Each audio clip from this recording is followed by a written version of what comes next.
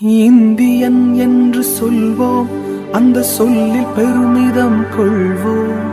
தீங்கற்ற தேசம் படைக்க நம் கைகளை இணைத்துக் கொள்வோம்.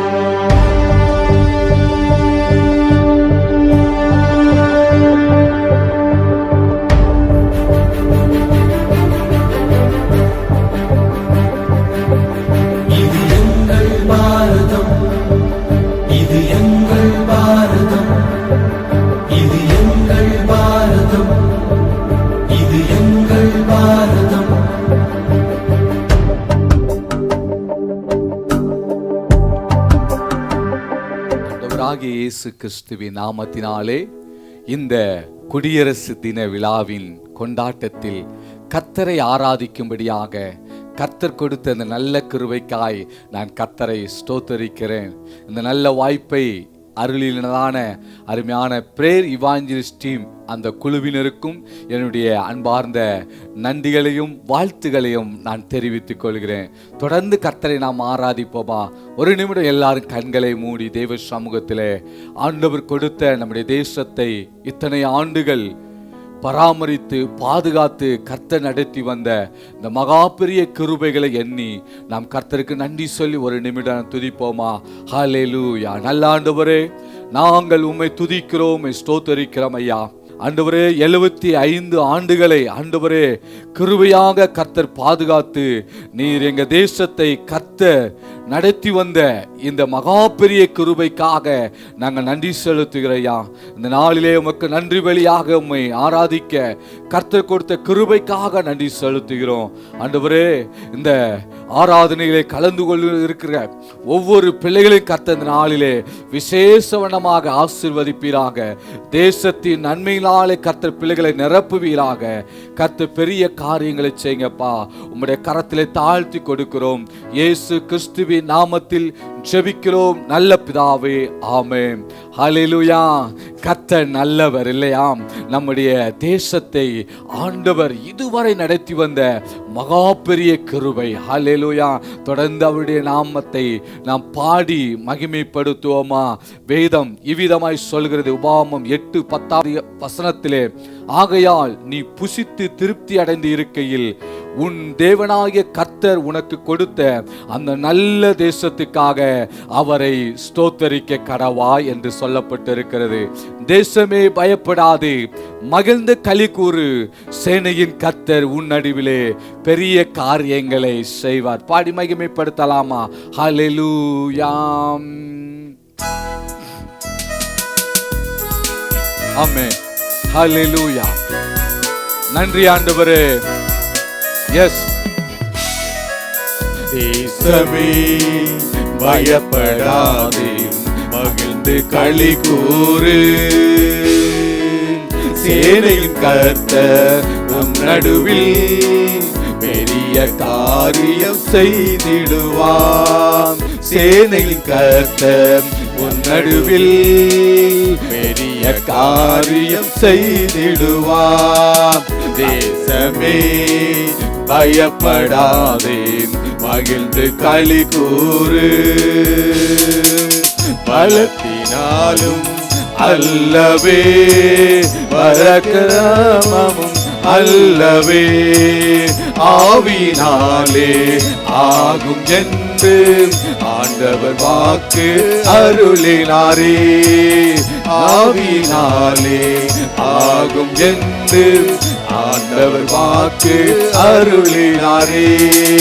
தேசமே பயப்படாதே, மகிழ்ந்து களி கூறு,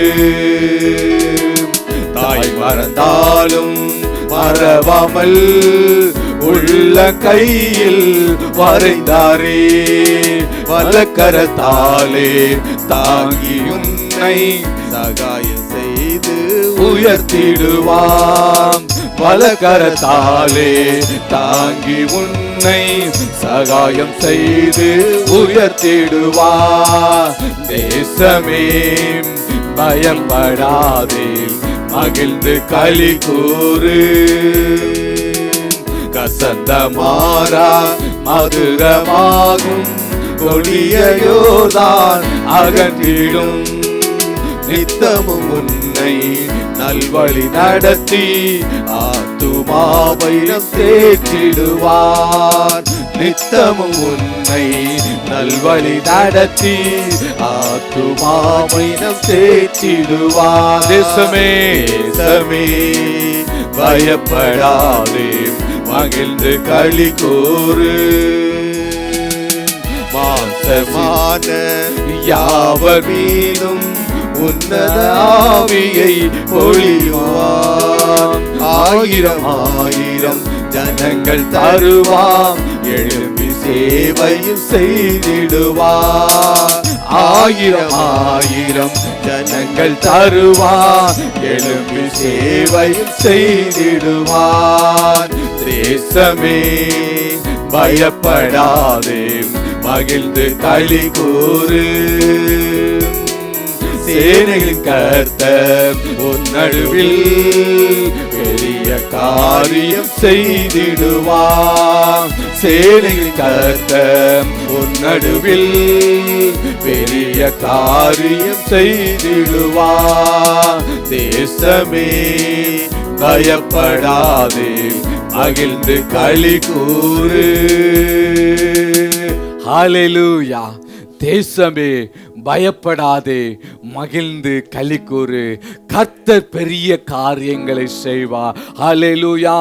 சங்கீதம் 85:12 வசனம் இவ்விதமாய் சொல்லுகிறது, கர்த்தர் நன்மையானதை தருவார், நம்முடைய தேசம் தன் பலனை கொடுக்கும். ஹல்லேலூயா.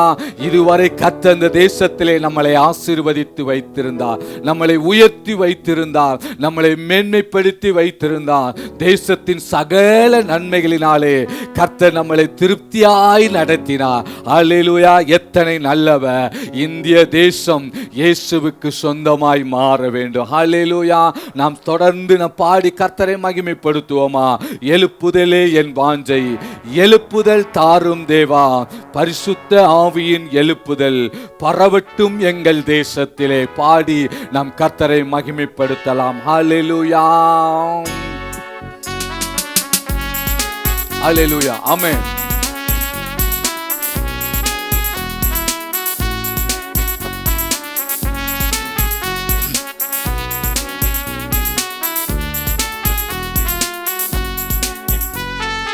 எழுப்புதலே எங்கள் வாஞ்சை, எழுப்புதல் தாரும் தேவா. எழுப்புதலே எங்கள் வாஞ்சை, எழுப்புதல் தாரும் தேவா. பரிசுத்த ஆவியின் எழுப்புதல் பரவட்டும் எங்கள் தேசத்தில். பரிசுத்த ஆவியின் எழுப்புதல் பரவட்டும் எங்கள் தேசத்தில். எழுப்புதல் எழுப்புதலே எங்கள் வாஞ்சை, எழுப்புதல் தாரும் தேவா. அந்தகார இருள் முற்றும் அகலவே, ஆவியின் மலையை ஊற்றுமே. அந்தகார இருள் அகலவே, ஆவியின் மலையை ஊற்றுமே. அனலாய் கொழுந்து எரிய அக்கினியால் எம்மை நிரப்புமே. அனலாய் கொழுந்து எரிய அக்கினியால் எம்மை நிரப்பும். எழுப்புதலே எங்கள் வாஞ்சை. சேர்ந்து பாடுவோமா? ஆமென். இந்த வேளையிலே நம்முடைய தேசம் ஒரு எழுப்புதலை காணும்படியாக, ஆமென், இயேசுவின் இரத்தம் பூசட்டும்.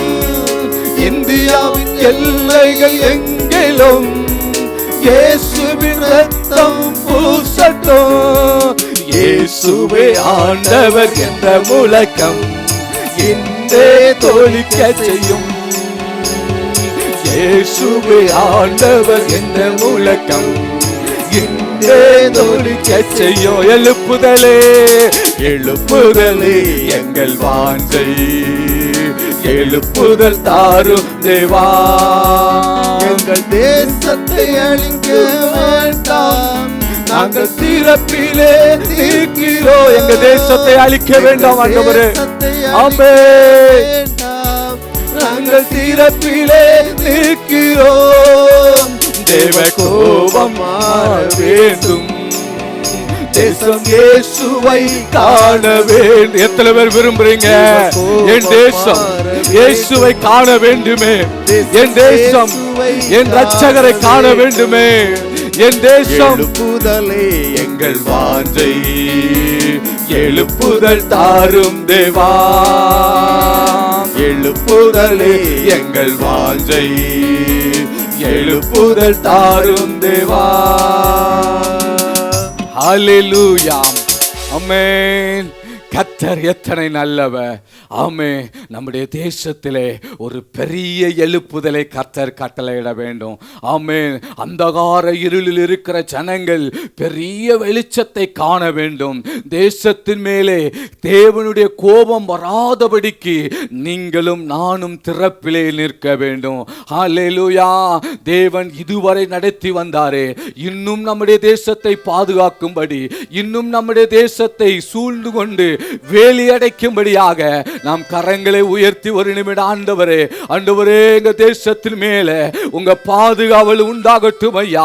எங்க தேசத்தின் மேல ஒரு எழுப்புதல் உண்டாகட்டும். இருளுள்ள ஜனங்கள் பெரிய வெளிச்சத்தை காணட்டும். ஆண்டவரே, உம்முடைய வருகை அதி சீக்கிரமாக இருக்கிறது. உம்முடைய வருகைக்காக எங்க தேசம் ஆயத்தப்பட வேண்டுமே. உம்முடைய வருகைக்காக எங்க தேசம் ஆண்டவரே உம்மை காண வேண்டுமே. அல்லேலூயா. பாடி மகிமைப்படுத்துவோமா? இயேசுவின் இரண்டாம் வருகை அதிவேகமாய் நெருங்கி வருதே. ஆயத்தமாகிடுவோம் அன்பர் இயேசுவை சந்திக்கவே என்று சொல்லி பாடி கர்த்தருடைய நாமத்தை நாம் மகிமைப்படுத்தலாம். ஆமென். அவர் வரப்போகிறார். இதோ சீக்கிரமாய் வருகிறேன் என்று சொன்னவர் இதோ வரப்போகிறார். அல்லேலூயா. கைகளை தட்டி பாடி மகிமைப்படுத்துவோம். இயேசுவின் இரண்டாம் வருகை அதிவேகமாய் நெருங்கி வருதே. இயேசுவின் இரண்டாம் வருகை அதிவேகமாய் நெருங்கி வருதே. ஆயத்தமாகிடுவோம் அன்பர் இயேசுவை சந்திக்கவே. ஆயத்தமாகிடுவோம் அன்பர் இயேசுவை சந்திக்கவே. மாரநாதா அல்லேலூயா. மாரநாதா அல்லேலூயா. மாரநாதா அல்லேலூயா. மாரநாதா அல்லேலூயா. நித்திரையை விட்டு நாம் எழும்புவோம்.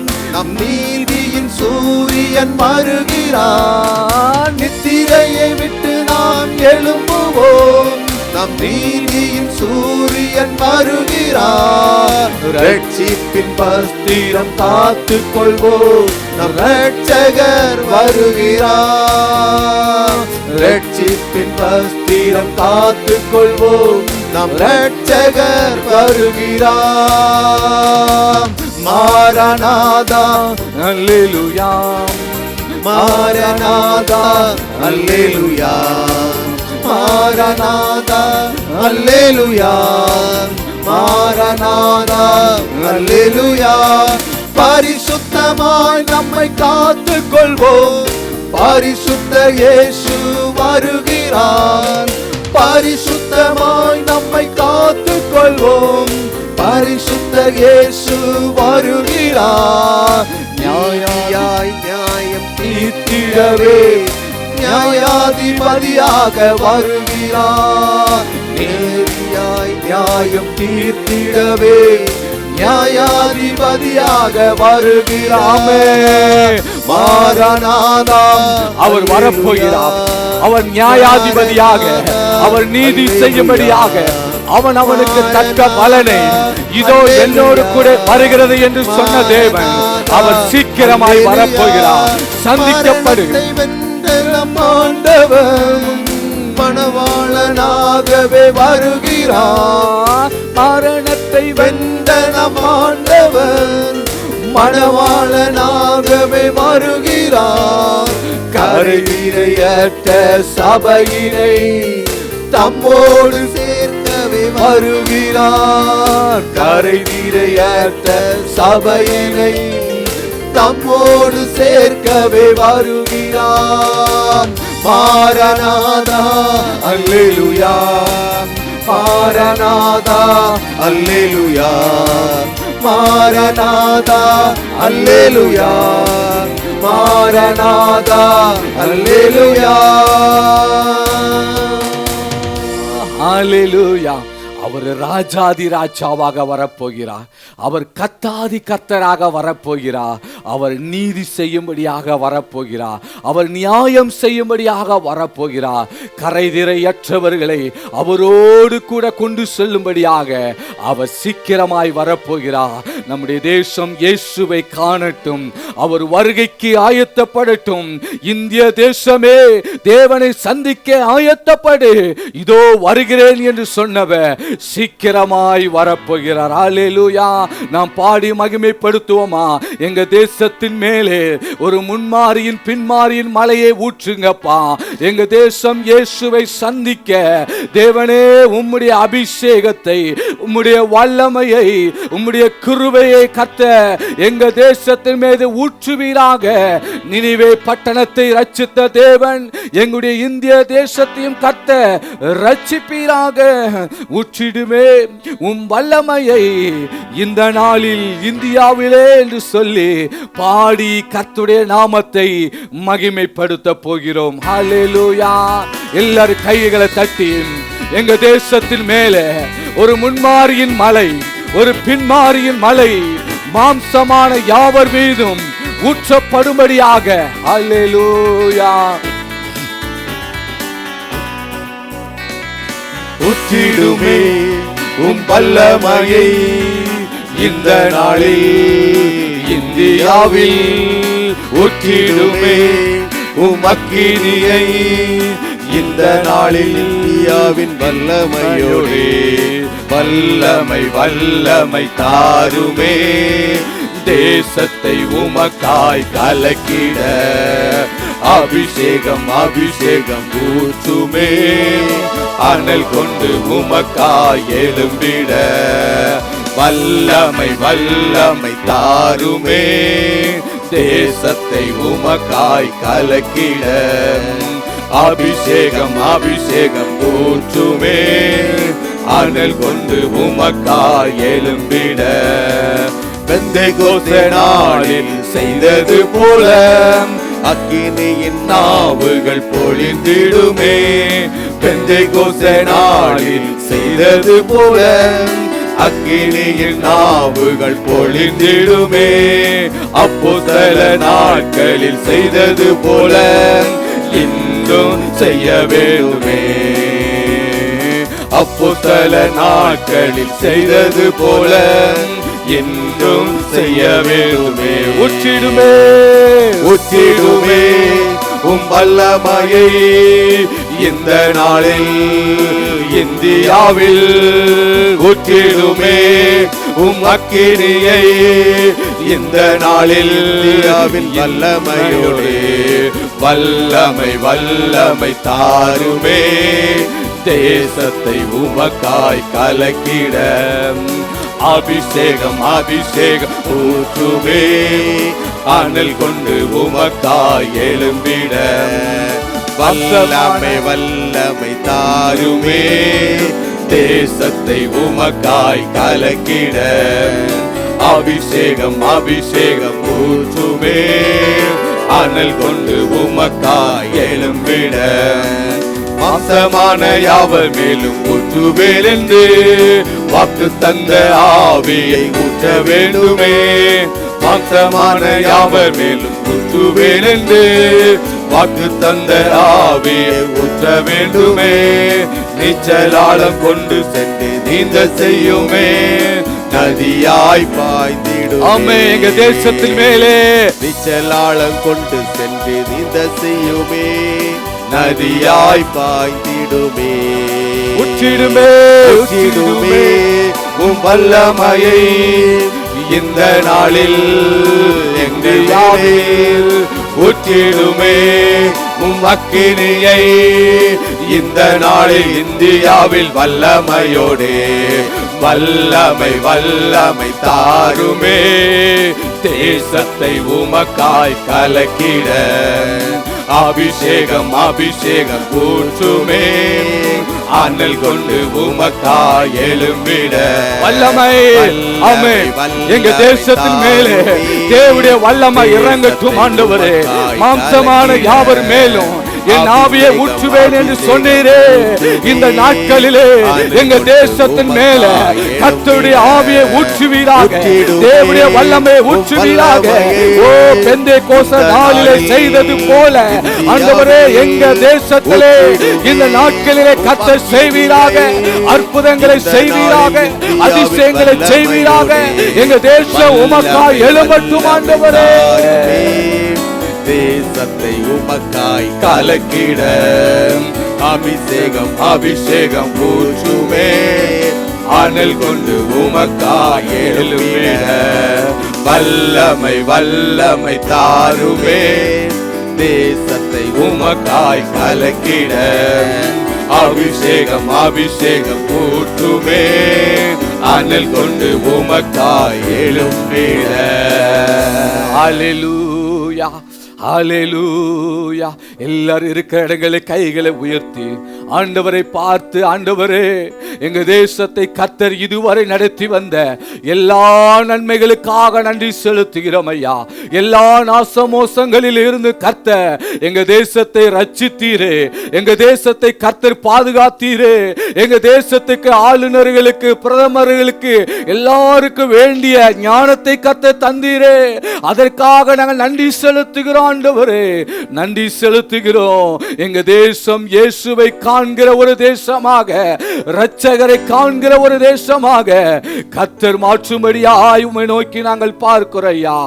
ஹல்லேலூயா. உமக்காகத்தானே வாழ்கிறேன், உம்மைத்தான் நேசிக்கிறேன் என்று சொல்லி கர்த்தரை பாடி மகிமைப்படுத்தலாமா? ஹல்லேலூயா.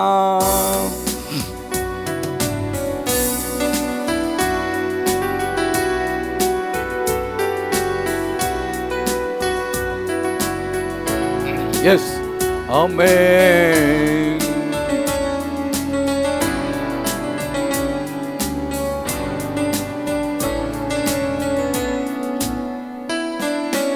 உமக்காகத்தான் வாழ்கிறேன், உம்மைத்தான் நேசிக்கிறேன்.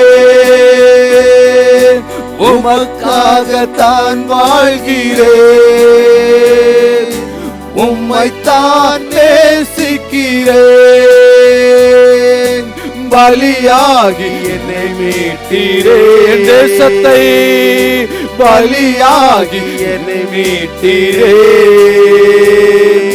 பரலோகம் திறந்தீரையா, பரலோகம் திறந்தீரையா. எஜமானனே எஜமானனே என் இயேசு ராஜனே. உயிர் வாழும் நாட்களெல்லாம் ஓடி ஓடி உழைத்திடுவே. உயிர் வாழும் நாட்களெல்லாம் ஓடி ஓடி உழைத்திடுவே. அழைத்தீரே உம் சேவைக்கு, என்னை அழைத்தீரே உம் சேவைக்கு. அதை நான் மறப்பேனோ, அதை நான் மறப்பேனோ. எஜமானனே எஜமானனே என் இயேசு ராஜனே. என் தேச எல்லையெங்கும் அப்பா நீ ஆள வேண்டும். எங்க தேசம் முழுவதும் தேவனே தேச எல்லையெங்கும் அப்பா நீ ஆள வேண்டும். வறுமை எல்லாம் மாறணும், தேசத்தின் வறுமை எல்லாம் மாறணும், வன்முறை எல்லாம் ஒழியணும், வன்முறை எல்லாம் ஒழியணும். எஜமானனே எஜமானனே என் இயேசு ராஜனே, என் எண்ணமெல்லாம் ஏக்கமெல்லாம் உம் சித்தம் செய்வதுதானே, என் எண்ணமெல்லாம் ஏக்கமெல்லாம் உம் சித்தம் செய்வதுதானே. எஜமானனே எஜமானனே என் இயேசு ராஜனே. ஹல்லேலூயா. எஜமானனே, உம்மை நாங்கள் துதிக்கிறோம் ஐயா, உம்மை நாங்கள் ஆராதிக்கிறோம் ஐயா, உம்மை நாங்கள் மகிமைப்படுத்துகிற ஆண்டவரே. எங்கள் தேசம் இயேசுவை காணட்டுமே, இந்திய தேசம் எல்லை எங்கும் ஓ தேவன் ஆளுகை செய்வீராக. எங்க தேசத்திலே வறுமைகள் மாறட்டும், வன்முறைகள் மாறட்டும், வியாதிகள் மாறட்டும், தேசங்களுக்கு விரோதமாய் எழும்புகிற காரியங்கள் மாறுவதாக. அப்பா, எங்க தேசத்தை கர்த்தர் பாதுகாப்பீராக. என் நாமம் தரிக்கப்பட்ட என் ஜனம் தங்களை தாழ்த்தி ஜெபம் பண்ணி என் முகத்தை தேடி தங்கள் பொல்லாத வழிகளை விட்டு திரும்பினால் அப்பொழுது பரலோகத்தில் இருக்கிற நான் கேட்டு அவர் பாவத்தை மன்னித்து அவர்கள் தேசத்துக்கு சேமத்தை கொடுப்பேன் என்று சொன்னீரே. எங்க தேசத்திலே தேவனுடைய சமாதானம், தேவனுடைய கிருபை, தேவனுடைய ஆளுகை கடந்து வரும்படியாய் பார்க்கிறோம் ஐயா. கர்த்தர் எங்க தேசத்தை கர்த்தர் பாதுகாப்பீராக, பெரிய காரியங்களை செய்வீராக. தேசமே பயப்படாதே, மகிழ்ந்து களி கூறு. கர்த்தர் பெரிய காரியங்களை செய்வார், செய்து முடிப்பார். ஆமென், ஹல்லேலூயா. கர்த்தர் நம்முடைய தேசத்தின் மீது கருணை வைத்திருந்து பெரிய காரியங்களை செய்ய போகிறார். ஒரு நிமிடம் ஜெபித்து இந்த ஆராதனை வேலையை முடிப்போமா? நல்ல தகப்பனே, நன்றியோடு நாங்கள் துதிக்கிறோம், ஸ்தோத்தரிக்கிறோம். நல்ல ஆராதனை வேலைக்காக நன்றி செலுத்துகிறோம். உம்மை பாடி மகிமைப்படுத்த கர்த்தர் கொடுத்த கிருபைக்காக நன்றி ஆண்டவரே. தேசத்தை குறித்து ஆண்டவரே பாரமும் ஏக்கமும் தாகமும் ஆண்டவரே உம்முடைய பிள்ளைகள் ஒவ்வொருவருக்குள்ளாக வர ஆண்டவர் உதவி செய்வீராக. ஆண்டவரே, இந்த ஆராதனை ஆசீர்வாதம் தந்ததுக்காக நன்றி செலுத்துகிறோம். விசேஷமாக ஆண்டவரே, இந்த ஆராதனை வேளையிலே அநேக பிள்ளைகள் ஒத்துழைத்தாங்கப்பா. அவர்கள் எல்லாரையும் கர்த்தர் அபீதமாய் ஆசீர்வதிங்க. இந்த ஆண்டவரே நிகழ்ச்சியை பார்த்து கொண்டிருக்கிற ஒவ்வொரு பிள்ளைகளை கர்த்தர் அளவில்லாமல் ஆசீர்வதிங்க. அவருடைய தேவைகள் எல்லாம் கர்த்தர் சந்திங்க, அவருடைய வாஞ்சைகள் எல்லாம் கர்த்தர் நிறைவேற்றுங்க. இந்த புதிய ஆண்டிலே புதிய ஆசீர்வாதங்களையும் புதிய நன்மைகளை கொடுத்து திருப்தியாய் கர்த்தர் நடத்தும்படியாக, தேசத்தின் நன்மைகளை அவர்கள் புசிக்கும்படியாக, சுதந்திரித்துக் கொள்ளும்படியாக கர்த்தர் உதவி செய்ய வேண்டும் என்று நாங்கள் ஜெபிக்கிறோம் ஐயா. பெரிய காரியங்களை செய்யுங்க. இயேசு கிறிஸ்துவின் நாமத்தில் ஜெபிக்கிறோம் நல்ல பிதாவே. ஆமென், ஆமென், ஆமென். God bless you. தேவனுடைய நல்ல நாமம் மகிமைப்படுவதாக. நாம் அனைவரும் அறிந்திருக்கிறபடி ஜனவரி 26ஆம் தேதி சுதந்திர இந்தியாவில் எல்லாரும் குடியரசு தினத்தை ஒவ்வொரு ஆண்டும் மிகவும் விமரிசையாக அனுசரித்து வருகிறோம். 1950வது வருடம் டாக்டர் அம்பேத்கர் தலைமையில் ஒரு குழு எழுதி அமைத்த அந்த இந்தியன் கான்ஸ்டிடியூஷன், இந்திய அரசியல் சாசனமானது முதலாக அமல்படுத்தப்பட்டது. அந்த ஆண்டிலிருந்து பின்பு வருகிற ஒவ்வொரு ஆண்டும் அதை நினைவு கூறும் வண்ணமாக நாம் இந்த தினத்தை மிகவும் விமரிசையாக நாமானாலும் சரி, நம்முடைய அரசானாலும் சரி அனுசரித்து வருவதை நன்கு நாம் அறிந்திருக்கிறோம். இப்படிப்பட்ட ஒரு நன்னாளில் பிரைஸ் இவாஞ்சலிக்கல் டீம் மினிஸ்ட்ரி சார்பாக தேவனுடைய நல் வார்த்தைகளை உங்கள் மத்தியிலே பகிர்ந்து கொள்வதை தேவன் எனக்கு அருளின ஒரு பெரிய ஸ்லாக்கியமாக கிருபையாக நான் கருதுகிறேன்.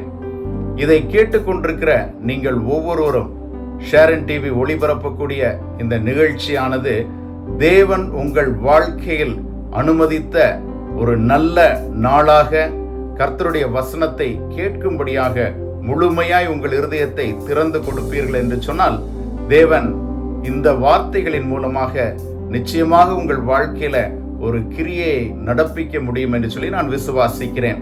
இதற்கு காரணமாக இருந்த பிரைஸ் இவாஞ்சலிக்கல் டீம் மினிஸ்ட்ரிஸ் அவர்களுடைய இப்படிப்பட்ட ஒரு நல்ல உன்னத ஊழியத்தை நான் தேவனுடைய நாமத்தில் வாழ்த்துகிறேன். இந்த நாளிலே இயேசு அளிக்கும் ஜெயமுள்ள வாழ்க்கை, இதுதான் நம்முடைய தலைப்பு. இயேசு அளிக்கும் ஜெயமுள்ள வாழ்க்கை என்ற ஒரு தலைப்பின் கீழாக கொடுக்கப்பட்ட அந்த குறுகிய நேரத்தில் நாம் கர்த்தருடைய வார்த்தையை விரைவாக கற்றுக்கொள்ள இருக்கிறோம். எல்லாம் ஒரு நிமிடம் கண்களை மூடி, எங்களை அதிகமாய் நேசித்து வழிநடத்தி வருகிற நல்ல பிதாவே, இந்த ஆசீர்வாதமான அப்பா ஒரு குடியரசு தின நன்னாளை நாங்கள் அனுசரித்துக் கொண்டிருக்கும் போது தேவன் எங்கள் மேல வைத்திருக்கிற ஒரு அநாதி தீர்மானத்தின் மூலமாகவும் உம்முடைய அளவில்லாத அன்பின் மூலமாகவும் ஷேரன் டிவி வாயிலாக கர்த்தருடைய வார்த்தையை நாங்கள் ஒரு கர்த்தாவே தேவ பிள்ளைகளாக அமர்ந்து கேட்கக்கூடிய ஒரு பெரிய ஸ்லாக்கியத்தை எங்களுக்கு கொடுத்ததற்காக நாங்கள் உமக்கு நன்றி செலுத்துகிறோம் தகப்பனே.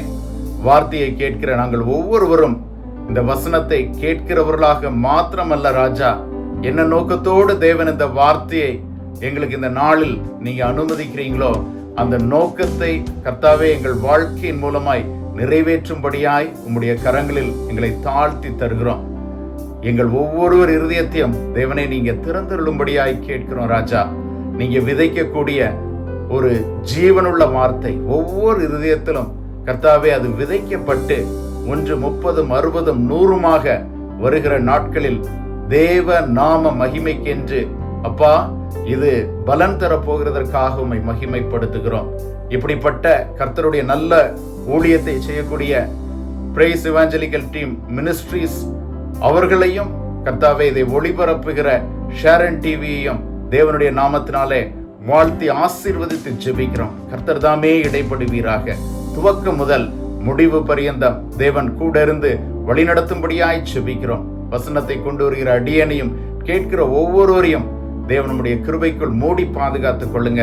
சத்ருவானவன் எந்த விதத்திலும் இந்த வார்த்தைகளை கர்த்தாவே எடுத்து விடாதபடி தேவன் வழிநடத்தும்படியாய் ஜெபிக்கிறோம். இயேசு என்கிற இணையில்லாத நாமத்தில் கேட்கிறோம் அன்புள்ள நல்ல பிதாவே, ஆமென். இயேசு அளிக்கும் ஜெயமுள்ள வாழ்க்கை. நம்ம எல்லாருக்கும் தெரிந்தபடி நம்மை தேவன் ஒரு மனுஷியாக இந்த உலகத்தில் படைத்த போது ஆண்டு கொள்ளக்கூடிய ஒரு அதிகாரத்தோடு தான் தேவன் படைத்தார். ஆதியாகமம் 1வது அதிகாரம் 27 மற்றும் 28வது வசனத்தை நாம் பார்ப்போம் என்று சொன்னால், தேவனுடைய வார்த்தை இதை மிகவும் அழகாக நமக்கு காண்பிக்கிறது. தேவன் தம்முடைய சாயலாக மனுஷனை சிருஷ்டித்தார், அவனை தேவ சாயலாகவே சிருஷ்டித்தார், ஆணும் பெண்ணுமாக அவர்களை சிருஷ்டித்தார் என்று சொல்லி அந்த சிருஷ்டிப்பின் ஒரு துவக்கத்தை காண்பித்து இங்கு சொல்லப்பட்டிருக்கிற வசனத்தோடு கூட 28வது வசனத்துல, பின்பு தேவன் அவர்களை நோக்கி, நீங்கள் பலுகி பெருகி பூமியை நிரப்பி அதை கீழ்ப்படுத்தி சமுத்திரத்தின் மச்சங்களையும் ஆகாயத்து பறவைகளையும் பூமியின் மேல் நடமாடுகிற சகல ஜீவ ஜந்துக்களையும் ஆண்டு கொள்ளுங்கள் என்று சொல்லி தேவன் அவர்களை ஆசீர்வதித்தார் என்று எழுதப்பட்டிருப்பதை நம்மால் பார்க்க முடியும். அந்த 28வது வசனத்தின் பின்பகுதியில பார்த்தீங்கன்னா ஆண்டு கொள்ளுங்கள் என்று சொல்லி, அப்ப தேவன் மனிதனை இந்த உலகத்துல சிருஷ்டிக்கும் போது ஆளுகிறவர்களாக அவர் சிருஷ்டிக்கிறார். தேவன் நம்முடைய வாழ்க்கை எந்த ஒரு நிலையிலும் எந்த ஒரு காரியத்திற்கும் அடிமைப்பட்டு போகக்கூடாது என்பதுதான் அவருடைய உன்னதமான நோக்கம். அவருடைய அந்த சிருஷ்டிப்பின் நோக்கமே நம்ம எல்லாரும் ஒரு ஆண்டு கொள்ளுகிறவர்களாக இருக்க வேண்டும். தேவனுடைய சித்தத்துக்கு கீழ்ப்படிந்து நடக்கக்கூடிய ஒரு மனுஷனும் மனுஷியும் இந்த உலகத்திலோ இந்த உலகத்தின் எந்த ஒரு காரியத்திலேயோ அடிமைப்பட்டு போய்விடக்கூடாது என்பதில் கர்த்தருடைய நோக்கம் மிகவும் நேர்த்தியாக இருந்தது. அதாவது இந்த சிருஷ்டிப்பின் நாட்களிலேயே அவர் வைத்திருந்த முதலாவது அவருடைய திட்டம் என்ன தெரியுமா? நீங்களும் நானும் ஆள பிறந்தவர்கள். நீங்களும் நானும் அவருடைய சித்தத்திற்கு நம்மை விட்டு கொடுத்து ஒரு வாழக்கூடிய ஒரு வெற்றியுள்ள வாழ்க்கை, ஒரு ஜெயமுள்ள வாழ்க்கை, ஒரு ஆசீர்வாதமான வாழ்க்கை, அதை வாழும்படியாகத்தான் கர்த்தர் விரும்பினார். அந்த ஆதி பிதாக்களுக்கு அவர் என்ன பண்றாருன்னா ஒரே ஒரு கட்டளையை தான் கொடுத்தார். ஒரே ஒரு கட்டளை. ஆதியாகமம் 2வது அதிகாரம் 15, 16, 17 வசனங்களை பார்த்தீங்கன்னா, தேவனாகிய கர்த்தர் மனுஷனை ஏதேன் தோட்டத்தில் அழைத்து கொண்டு வந்து அதை பண்படுத்தவும் காக்கும் வைத்தார். அதாவது நம்ம உருவாக்குகிறார், உருவாக்கி ஒரு பர்பஸை கொடுக்கிறார்.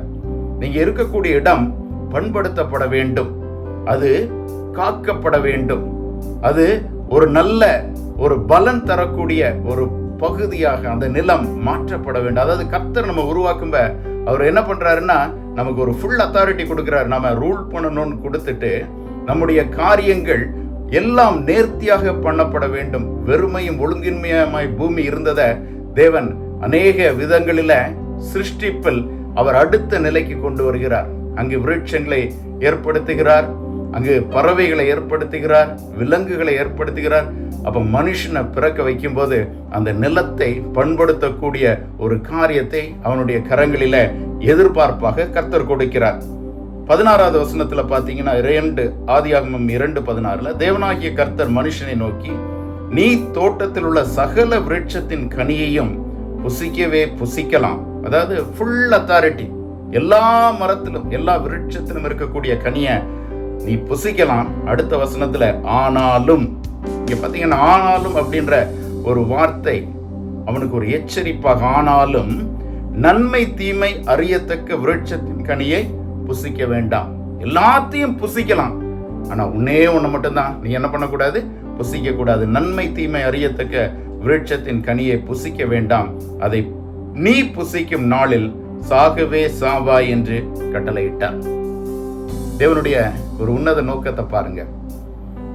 மனுஷனை தன்னுடைய சாயலாக, தன்னுடைய ரூபத்தின்படி, தன்னுடைய மகிமையோடு கூட கர்த்தர் சிருஷ்டித்தார். தேவன் சிருஷ்டித்து எல்லாவற்றையும் ஆண்டு கொள்ளக்கூடிய ஒரு அதிகாரத்தை கொடுத்தார். எல்லாவற்றையும் ஆண்டு பலுகி பெருகி வாழும்படியாக, சாக அல்ல, வீழ்ந்து போக அல்ல, இந்த உலகத்திலிருந்து தோல்வியோர அல்ல, மறிக்க அல்ல, எல்லாவற்றையும் ஆண்டு சுகித்திருக்கும்படியா தான் கர்த்தர் என்ன பண்ணாருன்னா மனுஷனை உருவாக்கினார். ஒரு பொறுப்பை கொடுக்கிறார். இந்த நிலத்தை பண்படுத்து, அதுல இருக்கக்கூடிய எல்லா விருட்சங்களை குறித்தும் சொல்லுகிறார். எல்லா விருட்சத்தின் கனியையும் நீ புசிக்கலாம், ஆனா ஒன்னே மண்ணு நன்மை தீமை அறியக்கூடிய அந்த விருட்சத்தின் கனியை மாத்திரம் புசிக்க கூடாது.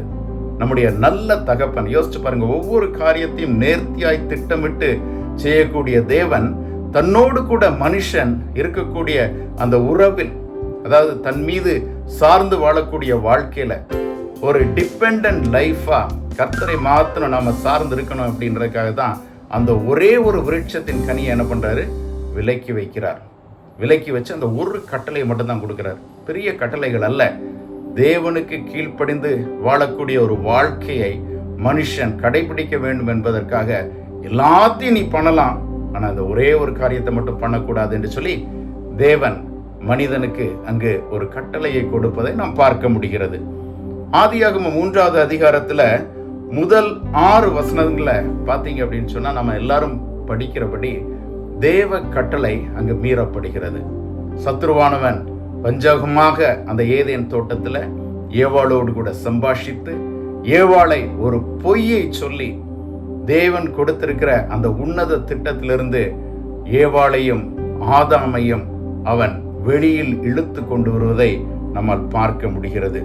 எந்த காரியத்தை தேவன் பண்ணக்கூடாது என்று சொன்னாரோ அந்த காரியத்தை மனிதனை கொண்டு இந்த தந்திரமுள்ள சர்ப்பமானது செய்வதை நாம் இங்கு பார்க்க முடிகிறது.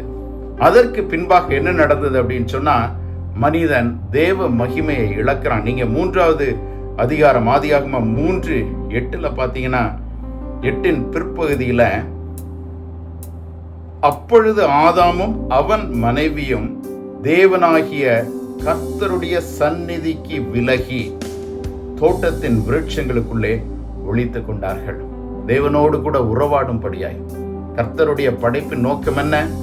இந்த மனிதர்கள், மனுஷனானாலும் சரி மனுஷியானாலும் சரி, தன்னோடு கூட உறவாட வேண்டும். மனிதர்களுக்குள்ளாக கர்த்தர் வாசம் பண்ண வேண்டும் என்று சொல்லிதான் தேவன் விரும்பினார்.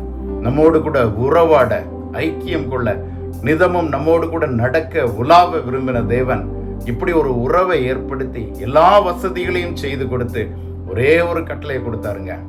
அந்த கட்டளை அந்த சத்துருவின் தந்திரத்தால இங்கு மீறப்பட்டது.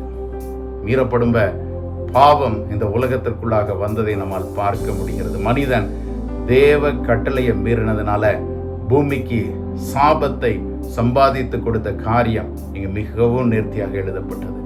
இங்க பாத்தீங்க அப்படின்னு சொன்னா, கர்த்தருடைய சந்நிதிக்கு விலகி ஒளித்து கொண்டார்கள். யோசிச்சு பாத்தீங்களா? ஒரு சிருஷ்டி கர்த்தா யெகோவா தேவன், எலோயிம் கர்த்தர், இல்லாதவைகளை இருக்கிறவைகளாக அழைத்தவர், தன் வாயின் வார்த்தைகளால் நாம் பார்க்கிற அனைத்தையும் சிருஷ்டித்த பரமபிதா அவரோடு கூட தன்னுடைய பிள்ளைகள் ஐக்கியம் கொள்ள வேண்டும் என்று சொல்லிதானே எல்லாற்றையும் உருவாக்கினார். ஒரே ஒரு கட்டளை கொடுத்தாருங்க. அதை வஞ்சித்த சத்ருவின் கரங்களுக்குள் வீழ்ந்து போன ஒரு ஆதி பிதாக்களின் அந்த காரியத்தால பூமி சபிக்கத்தக்க வண்ணமாக, தேவனுடைய சமூகத்திற்கு அவர்கள் விலகி ஓடத்தக்கதாக, ஒளித்து கொள்ளக்கூடிய ஒரு தோல்வியின் வாழ்க்கைக்கு நேராக நம் அனைவரும் தள்ளப்படுவதற்கு அந்த காரியம் காரணமாக அமைந்ததை இந்த வேதத்தின் வாயிலாக நாம் பார்க்கிறோம். இந்த ஒரு தோல்வியுற்ற வாழ்க்கையை நம்மேல் அன்பு வைத்த தேவபிதா ஆதியாகமம் 3வது அதிகாரம் 15வது வசனத்துல ஒரு வாக்கு தத்தத்தை, ரட்சகருடைய வருகையை குறித்து. ஏன்னா நம்ம இன்னைக்கு தியானிக்க இருக்கிற தலைப்பு இயேசு அளிக்கும் ஜெயமுள்ள வாழ்க்கை. இயேசு என்கிற ரட்சகர் அவர் வந்து இந்த பாவத்தின் பிடியில் வீழ்ந்து போன நம் அனைவரையும் மீட்கக்கூடிய ஒரு வாக்கு தத்தத்தை கர்த்தராகிய தேவன் அதே வேளையில் அந்த ஆதியாகமம் 3வது அதிகாரம் 15வது வசனத்துல நம் அனைவர் மேலும் கொண்டிருந்த ஒரு அன்பினால் கொடுப்பதை நம்மால் பார்க்க முடிகிறது. தேவனுடைய பிள்ளைகளாக இந்த வசனத்தை கேட்டுட்டு இருக்கிற நம் அனைவரும் புரிந்து கொள்ள வேண்டிய ஒன்று, தேவனுடைய ஒரு விலை மதிப்பில்லாத அன்பு, கிரகிக்க முடியாத அன்பு, புரிந்து கொள்ள முடியாத அன்பு. யோசிச்சு பாருங்க, தன்னுடைய சாயலாக படைத்தார், முழு அதிகாரத்தையும் கொடுத்தார், ஒரே ஒரு கட்டளையை மட்டும் கடைபிடிக்க வேண்டும் என்று சொல்லி விரும்பினார். அதையும் நம்முடைய ஆதி பிதாக்கள் மீறினபடியால் பாவம் உலகத்திற்குள்ளாக வந்தது. பாவத்தின் சம்பளமாகிய மரணம். என அவரு நீதியுள்ள நியாயாதிபதி, நீதியுள்ள தேவன். அவர் சொன்னாரு, இதை நீ சாப்பிடுகிற நாள்ல, இதை புசிக்கிற நாள்ல சாகவே சாவாய். அந்த ஒரு ஸ்பிரிச்சுவல் டெத், பிசிக்கல் டெத் கிடையாது, ஸ்பிரிச்சுவல் டெத். தேவனோடு இருக்கக்கூடிய உறவு துண்டிக்கப்படும். அந்த ஒரு தேவனோடு கூட உலாவக்கூடிய அந்த ஒரு ஐக்கியம், கர்த்தரோடு கூட பாராட்ட வேண்டிய அந்த ஒரு ஒப்புமை அங்கு வந்து அது முறிந்து போகும் என்று அவர் எச்சரித்த போதிலும் அதை மீறி நடந்ததுனால தான் இப்படிப்பட்ட ஒரு பாவத்தின் பிடியில் முழு உலகமும், அந்த பாவ ஆதாமின் சந்ததியாக வந்த நாம் அனைவரும் அதற்கு நேராக தள்ளப்பட்டோம். அப்ப தேவன் என்ன பண்றாருன்னு அப்படியே நம்ம கைவிட்டு விடலைங்க. நம்மை மீட்கும்படியாக ஒரு உன்னத திட்டத்தை அந்த 3வது அதிகாரம் 15வது வசனத்துல இயேசு ரட்சகரின் வருகையை குறித்து சொல்லி, அவர் கல்வாரி சிலுவையில செய்து முடிக்கக்கூடிய காரியத்தை ஒரு முன் காரணமாக உரைத்து, இந்த சத்ருவை அவருடைய காலினால் அவர் நசுக்குவார். அதாவது அந்த 3வது அதிகாரம் 15வது வசனத்துல, உனக்கும் ஸ்திரீக்கும் உன் வித்துக்கும் அவள் வித்துக்கும் பகை உண்டாக்குவேன். இது சர்ப்பத்தை பார்த்து கர்த்தர் சொல்கிறார். அவர், அதாவது கர்த்தராகிய இயேசு, உன் தலையை நசுக்குவார், நீ அவர் குதிங்காலை நசுக்குவாய் என்றார். தேவனுடைய அளவில்லாத அன்பை இந்த காரியத்திலே நாம் பார்க்க முடிகிறது. தேவன் அவ்வளவு ஒரு அன்புள்ளவராய் மிகவும் நேர்த்தியாக நம்மை அவர் தேவனோடு கூட ஒப்புரவாக்கும்படியாக, இழந்து போன அந்த ஜீவனை யுக யுகமாய் பெற்றுக்கொள்வதற்கு நாம் தகுதியுடையவர்களாக மாறும்படியாக, இந்த வீழ்ந்து போன வாழ்க்கையிலிருந்து நம்மை மீட்டெடுக்கும்படியான ஒரு காரியத்தை அன்றே முன்னுரைத்தார். இதுதான் தேவனுடைய அன்பு. இப்ப இயேசுவின் ஒரு ஜெயமுள்ள வாழ்க்கை அப்படின்னு சொல்லி நம்ம பார்க்கும்போது, இந்த மனிதன் விலகி ஓடி போன மனிதன், கர்த்தருடைய பிரசனத்திற்கு விலகி ஓடி போன மனிதன், அந்த இரட்சகராகிய, மீட்பராகிய, மத்தியஸ்தராகிய அந்த இயேசு கிறிஸ்து முழுமையும் கீழ்ப்படிந்து கல்வாரி சிலுவையில தன்னை ஜீவ பலியாக ஒப்பு கொடுத்ததுனால மீண்டும் தேவனோடு கூட ஒப்புரவாக்கப்படுகிற ஒரு நிலையை அடைவதை நம்மால் பார்க்க முடிகிறது. அப்ப எந்த ஒரு காரியம் ஒரு கட்டளை மீறினதனால், கீழ்ப்படியாமையால் ஒரு பூமிக்கு சாபமாக முழு மனுக்குலத்திற்கும் ஒரு பாவத்தை கொண்டு வந்து தந்ததோ, அந்த காரியத்தை கர்த்தராகிய இயேசு என்னும் இரட்சகர் உங்களுக்காகவும் எனக்காகவும் முழுமையும் கீழ்ப்படிந்து தன்னை கல்வாரி சிலுவையில் அறையும்படியாக ஒப்பு கொடுத்து, தேவனுடைய சத்தத்துக்கு முழுமையாய் கீழ்ப்படிந்து கல்வாரி சிலுவையில 3 ஆணியில நம் அனைவருக்காகவும் அடிக்கப்பட்டவராய், அந்த கேடடைந்தவராய், மிகவும் வேதனைக்கு உட்பட்டு தன்னுடைய ஜீவனை கொடுத்து இன்று நம்மை அவரோடு கூட பிதாவோடு கூட ஒப்புரவாக்கி ஒரு மகிமையான காரியத்தை செய்து வைத்திருக்கிறார். அந்த இயேசு அளிக்கும் ஜெயமுள்ள வாழ்க்கை அப்படின்னு சொன்னா விலகி ஓடி போன வாழ்க்கை அல்ல, இன்று பிதாவோடு கூட ஒப்புரவாக்கப்பட்ட ஒரு வாழ்க்கை. இது பார்த்தீங்க அப்படின்னு சொன்னா கலாத்தியர் 3வது அதிகாரத்துல 29வது வசனம் இப்படியாக மிகவும் அழகாக சொல்கிறது. கலாத்தியர் 3:29 நாம் படிப்போம் என்று சொன்னால், நீங்கள் கிறிஸ்துவின் உடையவர்களானால் ஆபிரகாமின் சந்ததியாராயும் வாக்குத்தத்தத்தின்படி சுதந்திரராயும் இருக்கிறீர்கள். வாக்குத்தத்தத்தின் பிள்ளைகளாக. எந்த வாக்குத்தத்தத்தை தேவன் ஆபிரகாமுக்கு கொடுத்தாரோ, வாக்குத்தத்தத்தை கொடுத்த தேவன் அதை முழுமையாய் நிறைவேற்ற போதுமானவர். அந்த வாக்குத்தத்தத்துக்கு சுதந்திராக நாம் ஆவதற்கு கிறிஸ்துவை உடையவர்களாக நாம் அழைக்கப்பட்டிருக்கிறோம். நீங்கள் கிறிஸ்துவின் உடையவர்களானால் ஆபிரகாமின் சந்ததியாயும் வாக்குத்தத்தத்தின்படி சுதந்திரராயும் இருக்கிறீர்கள். சுதந்திரர் அப்படின்னு சொல்லும்போது அப்பா பிதாவே என்று கூப்பிடக்கூடிய ஒரு புத்திர ஸ்வீகாரம். எந்த தேவனுக்கு நம்முடைய ஆதி பிதாக்களுடைய பாவம் விலகி ஓட வைத்ததோ, அந்த தேவன் அன்றைக்கு இயேசு கிறிஸ்துவனுடைய விலையேற பெற்ற இரத்தத்தால மீட்கப்பட்ட நீங்களும் நானும் சுதந்திரர்களாக அப்பா பிதாவே என்று கூப்பிடக்கூடிய ஒரு பெரிய ஒரு புத்திர ஸ்வீகாரத்தை உடையவர்களாக திரும்ப ஒப்புரவாக்கப்பட்டிருக்கிறோம். இயேசு கிறிஸ்துவின் பிள்ளைகள் அப்படின்னு சொன்னா, கிறிஸ்துவை நாம கிட்டி சேரும் போது, தேவனோடு கூட நாம் நடக்கும் போது, தேவனுக்கு நம்மை முழுமையாய் ஒப்பு கொடுத்து அவரை போல இயேசுவிலிருந்து அந்த சிந்தை நமக்குள்ளாக வந்து இயேசுவை போல மாறக்கூடிய ஒரு அனுபவத்திற்குள்ளாக நாம் கடந்து செல்லும் போது நம்முடைய வாழ்க்கை ஒரு நித்திய ராஜ்யத்திற்கு தகுதியுள்ள ஒரு வாழ்க்கையாக மாறுகிறது. இந்த இந்திய சாசனம் அப்படின்னு சொல்லி ஒரு காரியத்தை நம்ம இன்னைக்கு இந்த குடியரசு தினத்துல நாம நினைவு கூறுகிறோம். தேவனுடைய பிள்ளைகள் இஸ்ரவேல் ஜனத்தார் எகிப்திலிருந்து அடிமைத்தனத்திலிருந்து மீட்டெடுக்கப்பட்டு மோசேயினால் வனாந்தரத்தில் நடத்தி கொண்டு வரும்போது ஒரு நியாய பிரமாணம் அவர்களுக்கு கொடுக்கப்படுகிறது. நியாய பிரமாணத்தை மோசே தேவனுடைய பிரசன்னத்திலிருந்து 40 நாள் அந்த மலையில் இருந்தபோது தேவன் அவர்களுக்கு எழுதி கொடுத்த அந்த நியாய பிரமாணத்தை பெற்று வருகிறார். அந்த நியாய பிரமாணமானது எந்த அளவுக்கு அவர்களை சரி செய்ததோ, அந்த நியாய பிரமாணம் நம்முடைய வேதத்தின் அடிப்படையில் பார்த்தோம் அப்படின்னு சொன்னா, நியாய பிரமாணம் வாக்கு பண்ணின காரியத்தை அவர்களுக்கு பெற்று தரவில்லை, நம்முடைய வாழ்க்கையில பெற்று தரவில்லை. அந்த நியாய பிரமாணத்தை முழுமையாய் நிறைவேற்ற வந்த இயேசு. நியாய பிரமாணம் அதாவது வேதவசனம் எப்படியாக சொல்கிறது, எழுத்து கொள்கிறது, ஆவியோ உயிர்ப்பிக்கிறது. அந்த நியாய பிரமாணத்தை பூர்ணப்படுத்தின இயேசுவானவர் தான் நமக்கு எந்த ஒரு நித்திய ராஜ்யத்தின் பங்காளர்களாக வேண்டும் என்ற காரியத்தில் நம்மை ரட்சிப்பின் பூரணராக மாற்றி பரம தேசத்திற்கு அழைத்து போகக்கூடிய கிருபையை கொடுத்திருக்கிறார். கலாத்தியர் 3வது அதிகாரம் 24வது வசனம் இப்படியாக சொல்கிறது, இவ்விதமாக நாம் விசுவாசத்தினாலே நீதிமான்கள் ஆக்கப்படுவதற்கு, அதாவது நம்முடைய நீதிமான்கள் ஆக்கப்படுவதற்கு முக்கிய காரணம் என்ன தெரியுமா? நம்முடைய கிரியைகள் அல்ல, நம்முடைய விசுவாசம்.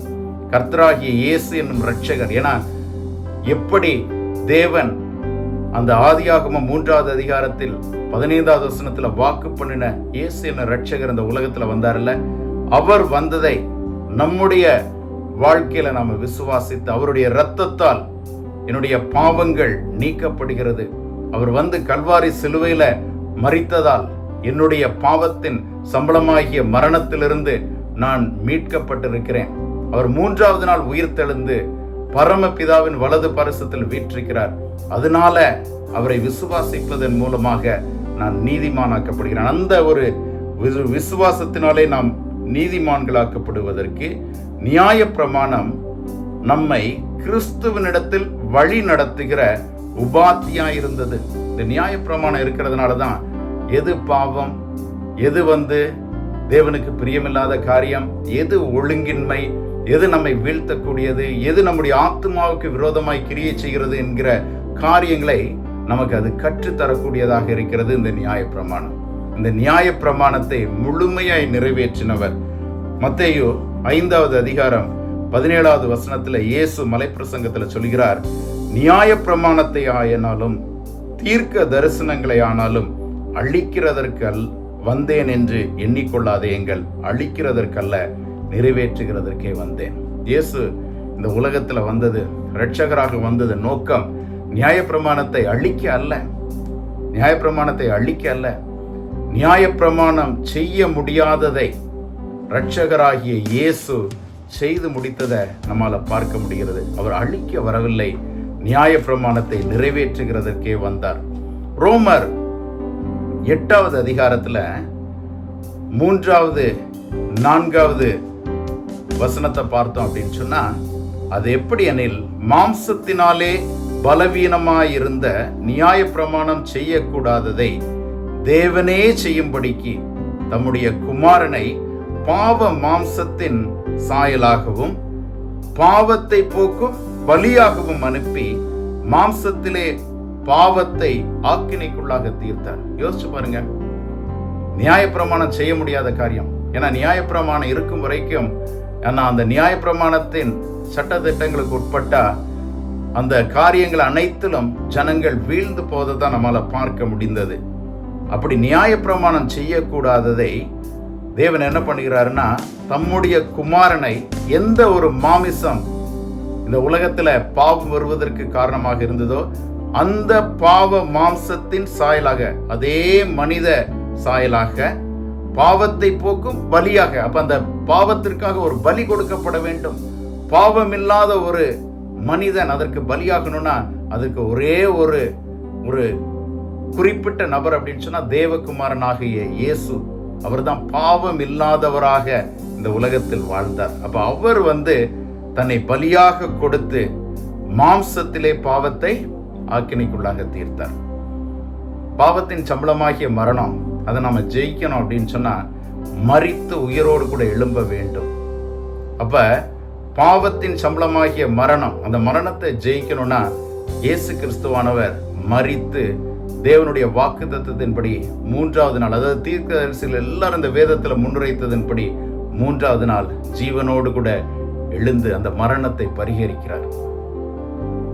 மாம்சத்தின்படி நடவாமல் 4வது வசனம் இப்படியாக சொல்கிறது, ரோமர் 8:4, ஆவியின்படி நடக்கிற நம்மிடத்தில் நியாயப்பிரமாணத்தின் நீதி நிறைவேறும்படிக்கே அப்படி செய்தார்.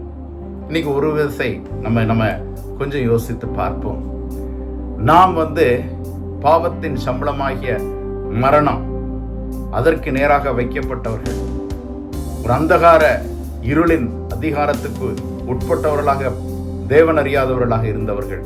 ஆனா கர்த்தராகிய தேவன் நம்மேல் அன்பு வைத்ததுனால தன்னுடைய ஒரே குமாரனை அதே பாவ மாம்சத்தின் சாயலாக அனுப்பி அந்த தேவகுமாரனை ஜீவ பலியாக கல்வாரி சிலுவையில அவர் பலி செலுத்தி அவருடைய மரணத்தின் மூலமாக அந்த பாவத்தின் சம்பளத்தை செலுத்தி தீர்த்தார்.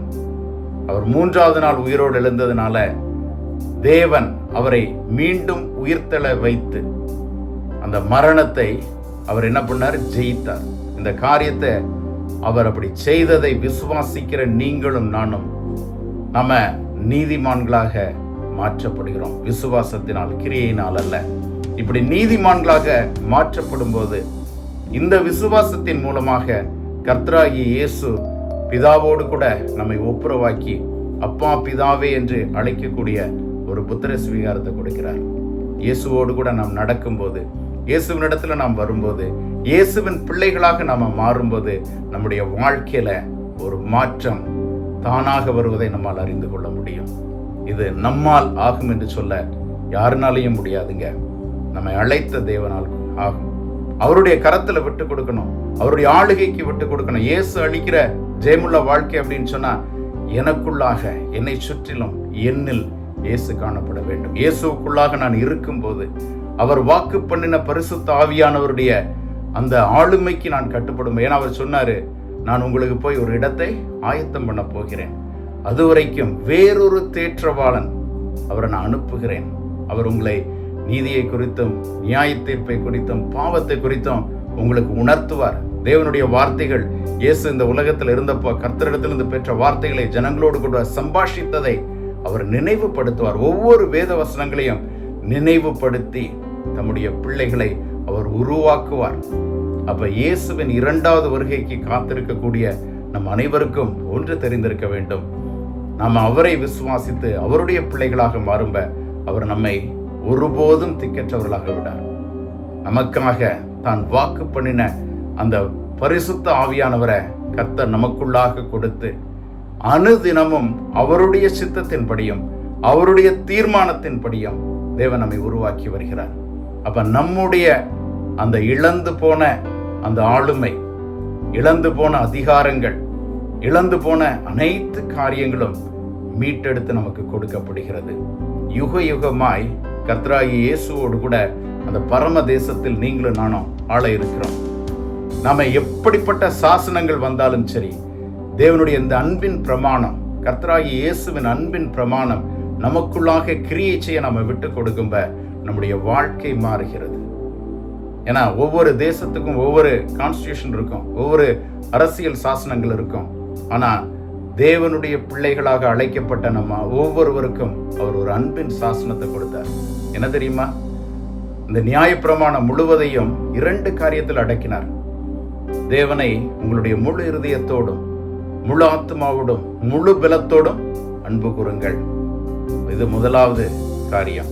2வது காரியம், நீங்கள் உங்களுடைய பிறனை, உங்களுக்கு அருகில் இருக்கிறவர்களை, மற்றவர்களை, உங்களுடைய சகோதரர்களை, சகோதரிகளை உங்களைப் போல நீங்கள் அவர்களையும் சிநேகியுங்கள். இந்த 2 கற்பனைகளையும் கொடுத்து முழு நியாய பிரமாணத்தையும் அவர் நிறைவேற்றுவதை நம்மால் பார்க்க முடிகிறது. இப்படிப்பட்ட ஒரு நல்ல தேவனுடைய பிள்ளைகளாக, தேவனுடைய அந்த கிருபைக்கு பாத்திரவான்களாக, ஆசீர்வாதத்துக்கு பாத்திரவான்களாக நம்ம மாறும்போது ஜெயமுள்ள வாழ்க்கையை நாம் பெற்றுக்கொள்கிறோம்.